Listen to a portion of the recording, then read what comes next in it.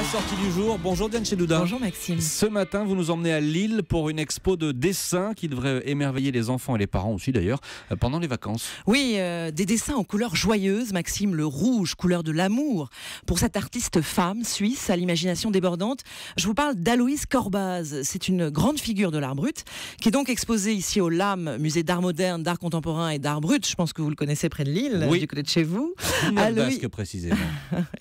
Donc Héloïse, eh bien, c'est cette femme qui a été internée à l'âge de 30 ans et jusqu'à sa mort en hôpital psychiatrique, eh bien, elle a dessiné sa vie amoureuse et fantasmée surtout.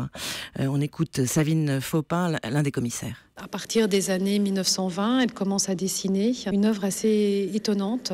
À la fois, elle raconte sa vie et elle renaît à travers son art. Et alors, elle dessine beaucoup de couples enlacés, des femmes aux formes généreuses, longues chevelures rousses, un peu comme elle d'ailleurs.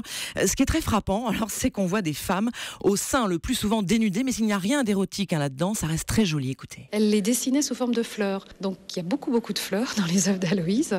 Les seins deviennent des roses lotus, des camélias, couleur rose, rouge. La couleur de l'amour, le rouge est partout dans les œuvres d'Aloïse. C'est aussi pour ça qu'elles sont aussi vivantes. Il y a beaucoup de scènes d'enlacement, des couples qui s'embrassent aussi, avec des baisers très langoureux. Et les bouches sont souvent dessinées en forme de cœur. À l'oreille, en tout cas, ça a l'air très joli. Il y a un côté un peu naïf. Oui, écoutez, on dirait un peu des icônes, Maxime, dans ses portraits de femmes au visage très dessiné. Elle a également dessiné des personnalités qu'elle admirait, Napoléon, De Gaulle, oui. Sissi l'impératrice et Guillaume II, dont elle était amoureuse. Alors évidemment, un amour impossible.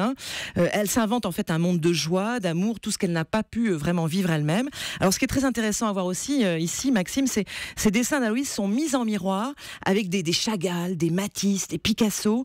Picasso qui a évidemment, comme on sait, beaucoup peint le corps de la femme, le couple enlacé, et ça résonne vraiment avec l'œuvre d'Aloïse. Les dessins d'Aloïse Corbaz, c'est donc à voir au LAM près de Lille jusqu'au 10 mai. Et cet après-midi, le musée organise d'ailleurs un bal pour les enfants avec atelier de masques chic. Alors j'ai envie d'y aller moi. Merci beaucoup Diane Chedouda.